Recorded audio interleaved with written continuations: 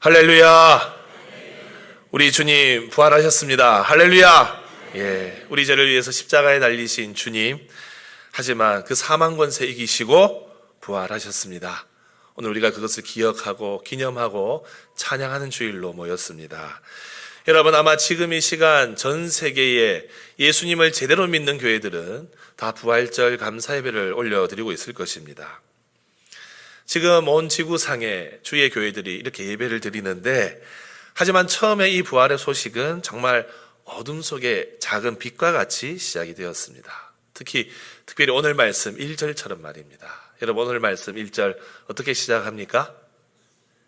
안식 후 첫날 일찍이 아직 어두울 때에, 아직 해가 뜨지 않은 멀리 동쪽에서 해가 떠오를 것 같은 그런 기대감 속에, 이 어둠 속에서 이 부활의 소식이 전해지기 시작합니다. 요한은 우리가 믿는 신앙의 진리를 설명할 때 이 빛과 어둠을 대조하면서 그렇게 메시지를 전해왔습니다. 우리가 요한 1서를 그때 살필 때 보았듯이 우리 가운데 어둠에서 빛으로 나아오라고 하지 않습니까? 요한은 오늘 이 부활의 이야기도 어둠 속에서 시작을 합니다. 왜냐하면 그 어떤 것과도 비교할 수 없는 찬란한 빛과 같은 소식이 이제 소개될 것이기 때문입니다. 그 새벽에 칠흑 같은 어둠을 뚫고 한 여인이 예수님을 장사 지낸 무덤으로 찾아옵니다. 이 여인의 이름은 막달라 마리아입니다. 막달라 마리아는 예전에 7 귀신에 들려서 고생했던 여인입니다. 어둠의 권세에 사로잡혀서 살았던 여인이었어요. 이 여인이 주님을 만나고 빛 가운데 거하게 되었습니다.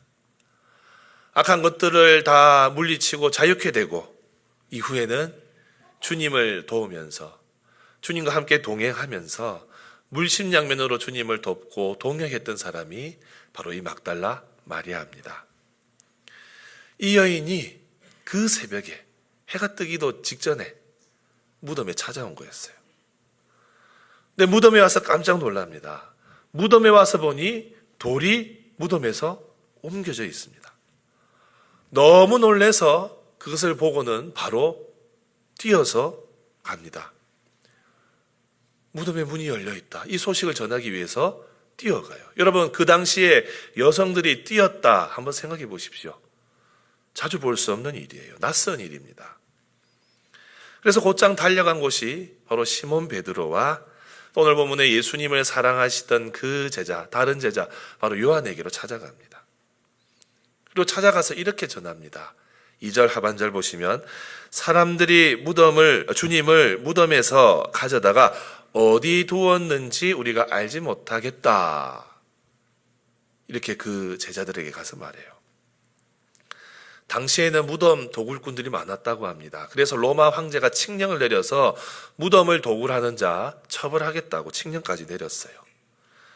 그런 상황 속에서 마리아는 충분히 주님의 무덤 누군가가 와서 뭔가 탈취해 갔구나, 충분히 그렇게 생각할 수 있었습니다. 또 칠흑 같은 새벽에 그 컴컴한 곳을 들여다보았으니 너무도 겁이 나고 해서 그 길로 두 제자에게 달려간 것이죠. 이 소식을 들은 두 제자와 이 여인이 이제 예수님의 무덤으로 찾아갑니다. 근데 이 세 사람은 그 놀라운 일이 무슨 의미인지 아직 모르고 있어요. 하지만 우리 하나님께서는 이 무지한 자들에게 이 부활의 놀라운 역사를 보여주시기 시작합니다. 여러분, 오늘 말씀을 가만히 보면 이 부활의 현장을 대하는 세 사람의 모습 다 다르다는 것을 알게 될 겁니다. 우리는 오늘 이 말씀을 좀 나누려고 해요. 그 전에 먼저 이 생생한 예수님의 부활의 현장, 우리가 오늘 본문을 통해서 좀 살펴봐야 됩니다. 여러분, 오늘 말씀 3절부터 12절을 가만히 보면 이 두 제자와 이 마리아의 행동과 감정이 생생하게 드러나고 있어요. 마리아가 달려와서 베드로와 요한에게 이 소식을 전했듯이 베드로와 요한도 열심히 무덤으로 달려가기 시작합니다. 근데 요한이 훨씬 빨리 갑니다. 요한이 달리기를 잘한 것 같아요. 먼저 달려가서 무덤에 도착했는데 몸을 구부려서 무덤 안을 보니 세마포 놓여 있는 것을 봅니다. 근데 더 이상 들어가진 않아요. 여러분, 요한이 왜 들어가지 않았을까요? 성경은 설명해 주지 않아요. 요한도 솔직히 남겨놓고 있지 않습니다. 제가 가만히 보니까 요한은 자기 불리한 건 쓰지 않았어요. 베드로 불리한 건 많이 적었어요. 다만 요한은 예수님의 시신이 정말로 도둑 맞았는지 그거를 먼저 확인하고 싶었던 것 같아요. 아마 누가 훔쳐갔다면 몰약과 같은 이 향품 똘똘 말려 쌓여져 있기 때문에 시체를 통째로 들고 갔을 것이다, 이렇게 생각했을 겁니다. 더군다나 우리 예수님의 시신은 처참했을 것인데 심지어 창에 찔리신 그런 흔적들이 있었을 그런 흉측한 모습일 것인데 그 시신만 가져가지는 않았을 것 같아요. 사실 무덤 내부를 들여다보고 들어간 사람은 베드로입니다. 베드로는 요한을 따라와서는 바로 무덤 안에 들어갑니다. 그리고 베드로는 보았어요. 예수님을 감쌌던 세모포가 여기 놓여 있고 주님 머리를 쌌던 수건은 딴 곳에 이렇게 개켜져 있는 것을 보았습니다. 여러분, 여기서 우리가 주목해야 될 것이 있어요. 예수님의 부활은 결코 감추어진 사건이 아니었다는 겁니다. 예수님의 이 부활은 은폐될 사건이 아니었다는 거예요. 텅 빈 무덤이라는 명백한 현장 앞에서 수많은 증인들이 생겨났습니다. 오늘 말씀에 이 세 사람이 아니더라도 사복음서 구석구석에 이 예수님의 빈 무덤을 본 사람들이 나오고 특별히 그 사람들의 이름도 기록이 되어 있고 특별히 여성들, 주님을 따랐던 여성들이 이것을 많이 보았다고 기록하고 있죠. 더군다나 율법은 두 사람의 증언을 신빙성 있게 여기기 때문에 굳이 여성들이 아니더라도 베드로와 요한 두 증인이 직접 무덤 안으로 들어가서 빈 세마포를 확인했다는 것만으로도 이 사건이 결코 꾸며낸 일이 아니다 하는 것이 확증이 됩니다. 여러분이 예수님의 부활은 목격자가 많아요. 사도 바울은 그 목격자가 많다는 것을 이렇게 기록합니다. 고린도전서에 보면 그 목격자 수를 나열하고 있어요. 우리 15장 4절부터 8절 한번 보십시오. 장사 지낸 바 되셨다가 성경대로 사흘 만에 다시 살아나사 게바에게 보이시고 먼저 베드로에게 보이시고 후에 12 제자에게와 그 후에 500의 형제에게 일시에 보이셨나니 그 중에 지금까지는 대다수 살아있고 어떤 사람은 잠들었다 죽었다는 뜻이지요. 그 후에 야고보에게도 보이셨고 그 후에 모든 사도에게와 맨 나중에 만삭되지 못하여 난 자 같은 나 바울에게도 주님이 보이셨다. 사랑하는 성도 여러분, 부활은 사실입니다. 이것을 믿으십니까? 여러분, 일부보다는 아멘이 크셔야 돼요. 여러분, 우리 주님 부활하셨습니다. 이것이 사실입니다. 믿으십니까? 예수님의 빈 무덤이 그 증거예요. 이것을 목격한 사람이 많습니다. 그리고 그 증언이 지금까지도 우리에게 이어지고 있어요. 할렐루야! 여러분, 이것이 거짓이라면 거짓말이 2000년 이상 지배한 겁니다. 근데 2000년 이상 믿어져 온 일이라면 거짓이 아니라 오히려 진실이지 않겠습니까? 사랑하는 성도 여러분, 부활은 사실입니다. 부활은 분명히 일어났습니다. 이 진리를 믿으시기를 바랍니다. 여러분, 이제 이 빈 무덤을 목격한 사람들을 한번 보십시다. 다양한 반응을 오늘 본문은 기록하고 있어요. 사실 이 증인들이 빈 무덤을 통해서 예수님이 부활하신 그 상황을 제대로 깨닫지 못한 이유가 있었습니다. 예수님에 대한 성경의 예언을 제대로 몰랐기 때문이에요. 그래서 오늘 말씀 9절을 보시면 그들은 성경에 그가 죽은 자 가운데서 다시 살아나야 하리라 하신 말씀을 아직 알지 못하더라 라고 하고 있어요.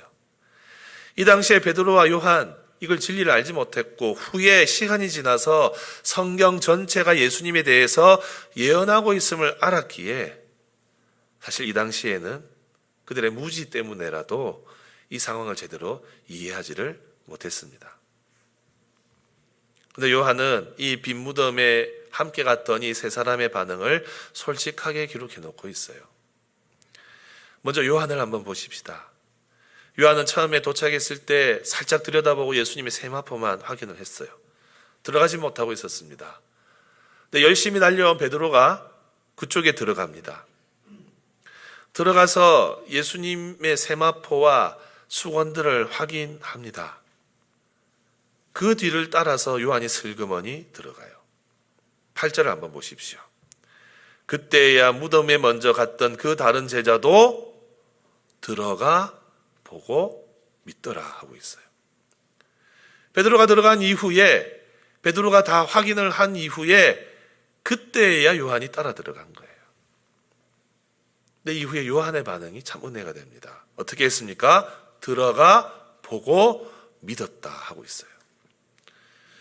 요한은 그 안의 현장을 보았습니다. 그리고 깨달았어요. 아, 주님이 평소 말씀하시던 대로 부활하셨구나. 그는 알게 되었어요. 주님이 말씀하신 것 이루어졌구나. 그렇게 어떻게 합니까? 현장을 보고 깨닫고 난 이후에 믿었다. 믿음이 생겨난 거예요. 그럼 여러분, 베드로는 어떨까요? 베드로에 대해서 요한은 그 이상 기록하지 않아요. 하지만 오늘 성경은 이 두 사람이 빈 무덤을 보고 공통적인 행동을 한 것은 기록해 놓고 있어요. 똑같이 행동했어요. 어떻게 했느냐? 10절을 보겠습니다. 시작. 이에 두 제자가 자기들의 집으로 돌아가니라. 집으로 돌아가 버렸어요.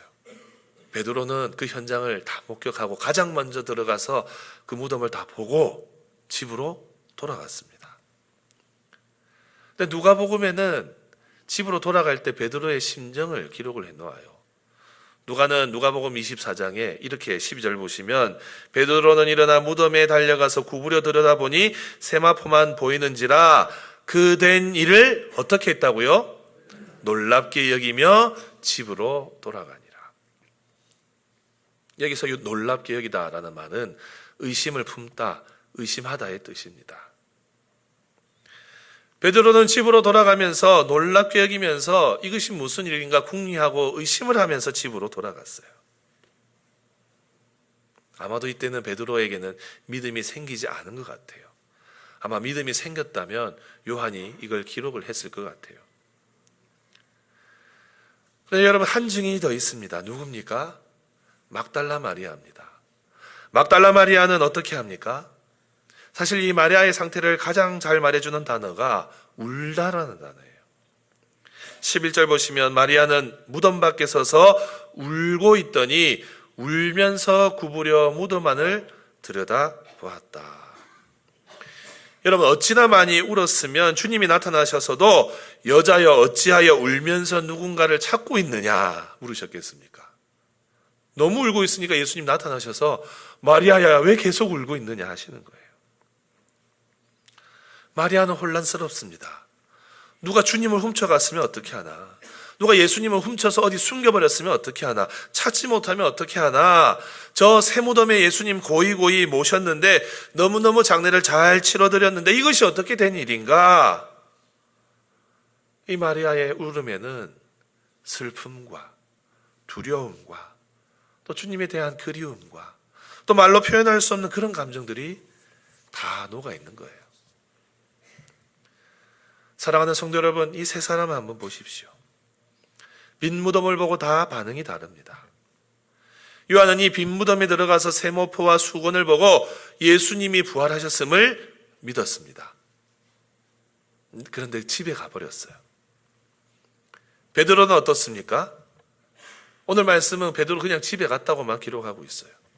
놀라워하지만 이게 무슨 일인가 궁리하면서 의심하면서 집으로 가버렸어요. 믿어야 될 일인가 믿지 않아야 될 일인가 고민하면서 가버린 거예요. 마리아는 어떻습니까? 이 일이 무슨 일인지 모르고 감정적으로 격해져 있어요. 사랑하는 성도 여러분, 예수님의 십자가에서의 죽으심과 부활에 대한 우리의 반응도 이와 같을 수 있습니다. 어떤 분들은 이 진리의 말씀을 듣고 믿습니다. 아멘. 여러분, 이거 믿으십니까? 이 자리에 있는 다 믿는 분들이 앉아 계신 줄 믿습니다. 또 어떤 사람은 이 자리에 앉아 있지만 이 진리의 말씀을 듣고 믿음으로 반응하지 못하는 분들도 계실 것 같아요. 또 어떤 분은 이렇게 복음을 듣고 이 자리에 앉아 있지만 이렇게 진리에 대한 탐구보다 그냥 이 자리에 있는 게 좋고 사람들 만나는 게 좋아서 어떤 감정적인 만족감 때문에도 그냥 예수님을 믿는다 하고 앉아 있을 수도 있어요. 여러분 어떻습니까? 여러분 이 진리를 믿으십니까? 예, 우리 중에는 이 기독교의 핵심적인 이 질문, 이 진리, 아멘으로 수납한 분들이 다 앉아 계신 줄 믿습니다. 하지만 이 기독교의 진리에 대해서 의문을 가지고 있고 믿어지지 않는 분들도 계실 거예요. 이분들에게는 주님께서 믿음 주시기를 축복합니다. 믿으셔야 해요. 또 믿어질 수 있어요. 주님을 만나면 믿어지게 되어 있습니다. 그래서 오늘 본문은 부활하신 주님을 만나는 것이 필요하다는 진리를 우리에게 보여줍니다. 여러분, 우리는 부활하신 주님을 만나야 돼요. 오늘 말씀에 막달라 마리아는 이런 점에서 정말로 은혜를 입은 사람입니다. 예수님의 빈 무덤의 증거를 가장 먼저 본 사람이고 또 예수님의 공생의 사역 기간에 치유의 은혜도 경험했고 동력 감사의 은혜도 경험했기 때문이죠.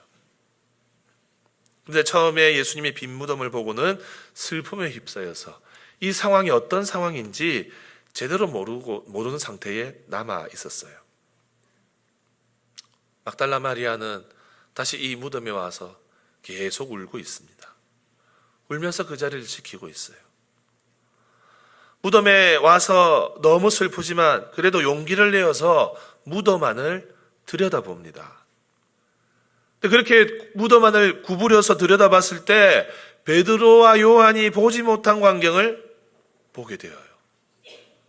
베드로와 요한이 들어가서 그곳에 세마포와 수건 외에는 아무것도 없는 것을 확인했는데 마리아가 보았을 때는 무언가 있었던 거예요. 무엇이죠? 천사가 있었습니다. 12절 한번 보십시오. 흰옷 입은 두 천사가 예수의 시체에 뉘었던 곳에 하나는 머리편에 하나는 발편에 앉았더라. 여러분 저 같으면 아마 기절했을 겁니다. 마리아 기절할 뻔했을 거예요. 안 그래도 울고불고 하여서 감정도 격해져 있고 새벽 컴컴할 때 무덤에 가서 보았기 때문에 무섭기도 했고 그래서 심장도 쿵쾅쿵쾅 뛰고 있을 건데 뛰어왔으니까 계속 심장도 뛰고 있을 건데 심지어 베드로와 요한이 들여다보았을 때는 세마포와 수건 외에 없는 것을 보았는데 천사가 앉아 있었으니 얼마나 놀랬겠습니까? 여러분 그럼 우리는 이런 질문 한번 던질 수 있어요.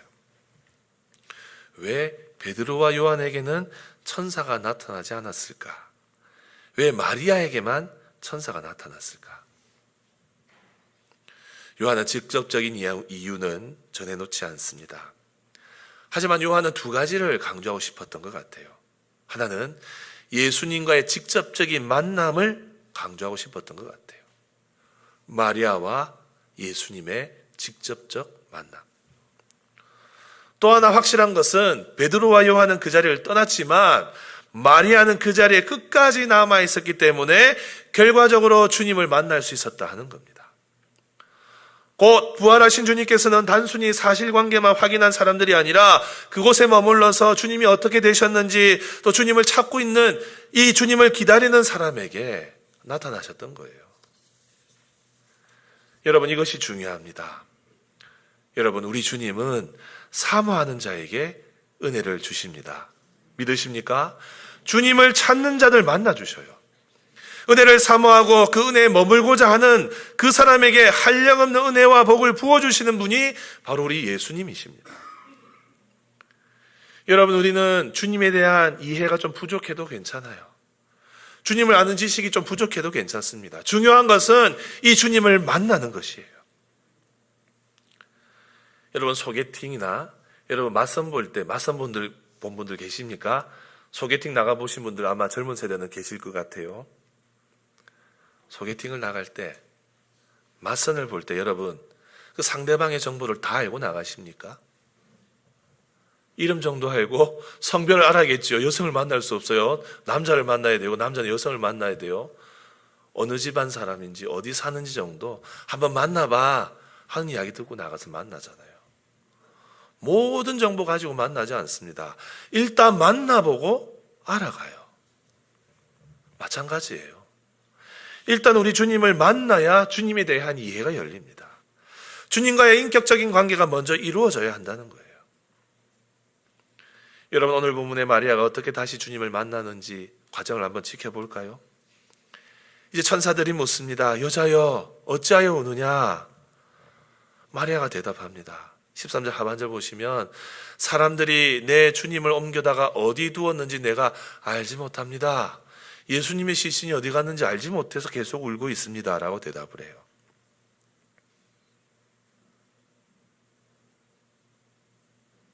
그런데 그 마리아에게 주님이 나타나세요. 그 말을 한 직후에 마리아가 뒤를 돌아보았는데 주님이 서 계셨어요. 근데 마리아는 주님을 알아보지 못합니다.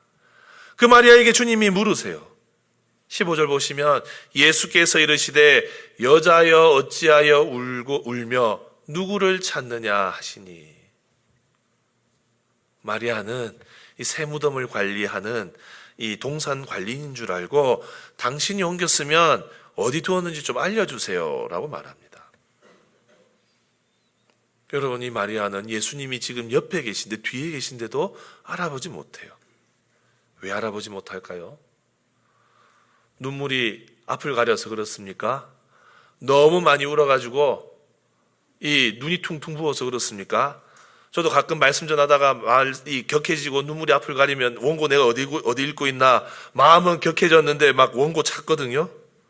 내가 어디 읽었지? 여러분, 눈물이 앞을 가리면 못 볼 수도 있어요. 근데 아마도 주님의 부활하신 몸, 이 몸 때문에 예수님을 제대로 알아보지 못했을 것 같아요. 그럼 중요한 것이 무엇이냐? 어떻게 알아보게 되었느냐 하는 거예요. 어떻게 주님인 줄 압니까? 주님이 찾아주셔야 만날 수 있어요. 주님이 지명하여 불러주셔야 만날 수 있어요. 우리 16절에 주님 이 여인의 이름을 불러주십니다. 어떻게 불러주십니까? 마리아야. 처음에 주님께서 여인이여, 여인이라고 하셨어요. 근데 바로 이 순간에 마리아야 라고 불러주시는 거예요. 마리아가 깜짝 놀랍니다. 마리아야 불러주신 이 목소리가 너무도 익숙한 목소리였어요. 이 주님의 음성을 듣고는 평소에 주님을 부르던 방식대로 몸을 돌이켜서 라보니라고 불러요. 주님 생전에 주님과 교제 나눌 때 마리아가 불렀던 그 이름으로 예수님을 부릅니다. 이렇게 마리아는 예수님을 다시 만나는 거예요. 여러분은 정말로 주님을 만나셨습니까? 이 자리 가운데 있는 여러분 정말로 부활의 주님을 만나셨습니까? 정말로 주님께서 처음 여러분들을 만나주실 때 마리아야 불러주신 것처럼, 대진아 불러주신 것처럼 여러분들의 이름을 불러주신 은혜를 경험했냐고요. 여러분, 이 자리에 앉아있다고 다 구원받는 것이 아닙니다. 주님이 나를 아시고 나를 불러주셔야 구원받는 거예요. 부활하신 이 주님 성경을 통해서 만나고 내 마음에 모시고 살아갈 때에 주님이 내 이름을 불러주셨음을 확신할 수 있는 겁니다. 여러분, 우리 주님은 항상 우리에게 너는 내 것이라 말씀하셨어요. 우리 이사야 43장 뭐라고 말합니까? 43장 1절 다 같이 읽어봅시다. 시작. 야곱아 너를 창조하신 여호와께서 지금 말씀하시느니라. 이스라엘아 너를 지으신 이가 말씀하시느니라. 너는 두려워하지 말라. 내가 너를 구속하였고 내가 너를 지명하여 불렀나니 너는 내 것이라. 아멘. 사랑하는 성도 여러분, 정말로 주님을 만나셨습니까? 너는 내 것이다 말씀하시는 그 주님의 음성에 아멘으로 반응하셔서 이 자리에 계십니까? 내가 주님의 부르심을 받았는지 여러분 확인할 수 있는 방법이 있어요. 이것이 희미한 분들은 오늘 이 말씀 가지고 내 신앙이 정말로 참 신앙인지 점검해 보십시오. 어떤 방법이냐? 따라해 보십시오. 주님을 만난 사람은 주님을 증거합니다. 주님을 증거합니다. 여러분, 이것이 내가 예수님을 믿는 사람인지 확인할 수 있는 방법이에요. 우리 17절을 먼저 보겠습니다. 같이 읽습니다. 시작. 예수께서 이르시되 나를 붙들지 말라. 내가 아직 아버지께로 올라가지 아니하였노라.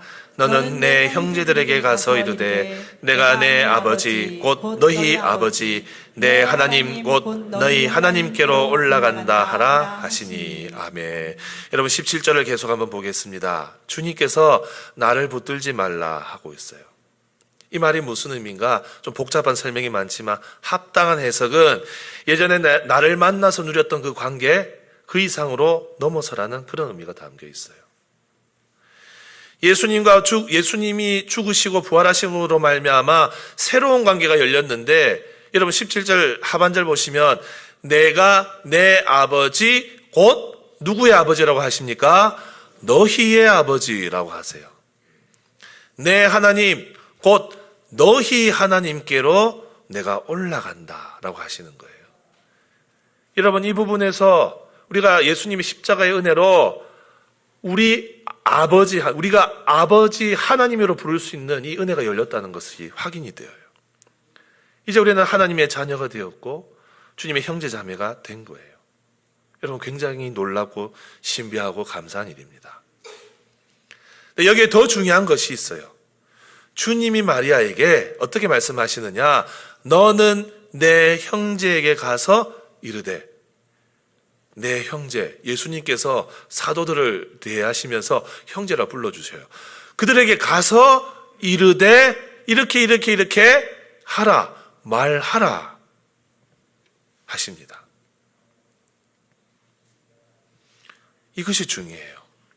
예수님을 알아보게 된 마리아에게 부활하신 주님께서 주님을 만난 이 마리아에게 주님께서 사명을 맡기시는 거예요. 어떤 사명입니까? 전하라는 사명이에요. 먼저 사도들에게 가서 이 소식을 전하라. 내가 곧 올라간다. 이 소식을 전하라고 하셨던 거예요. 여러분 이 명령에 마리아가 어떻게 합니까?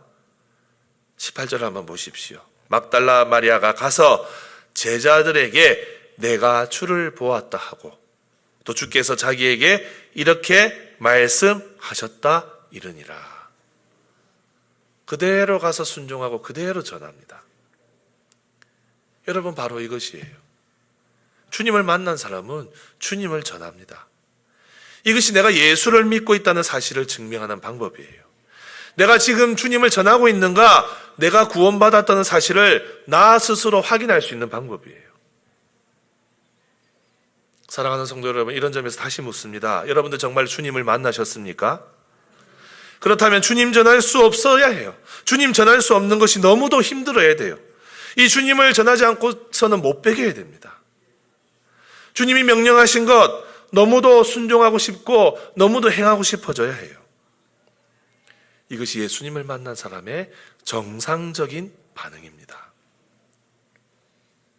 네, 여러분 정말로 주님을 전하고 싶으세요? 지난주 우리 복음 전합시다, 이 주님을 전합시다 하면서 우리 태신자 품고 기도합시다 했는데 여러분 오늘 빈손으로 오시지 않았습니까? 저는 4명을 써서 헌금함에 넣었어요. 늦어도 괜찮습니다. 이번 주부터 기도하시고 꼭 품으세요. 여러분 정말로 스스로 물어보세요. 내가 정말 주님을 만났나? 내가 정말 구원받았나? 여러분 이것이 의심되십니까? 구원의 확신이 희미하십니까? 그러면 부끄러워하지 말고 정직해지십시오. 전도 폭발, 복음 제시라도 듣고 복음이 뭔지 다시 한번 확인하십시오. 그리고 정말로 내가 구원받았는지 또 점검해 보십시오. 여러분 지금 나도 구원받았는지 의심이 되는데 어떻게 다른 사람들에게 복음을 전합니까? 오늘 이 부활의 소식을 듣고도 내 마음에 아무런 반응이 없고 복음 전하자, 태신자 품자 이야기하는데 이 이야기가 공감되지 않는데 어떻게 내가 예수 믿었다고 말할 수 있냐고요. 여러분 그런 상태라면 우리 처음부터 다시 시작해야 됩니다. 우리는 종종 과거의 예수님을 붙들려고 해요. 과거의 체험, 과거의 은혜, 과거의 어떤 이 감동 반복해서 경험하고 싶어 해요. 여러분 오늘 본문에 우리 부활하신 주님 말씀하십니다. 붙들지 마라. 그런 과거에 머물러 있지 마라. 복음 전하지 않고 그냥 교회에 머물러 있는 그런 삶, 부활한 나를 이제 만났으면 그 전 삶을 붙들지 마라 하십니다.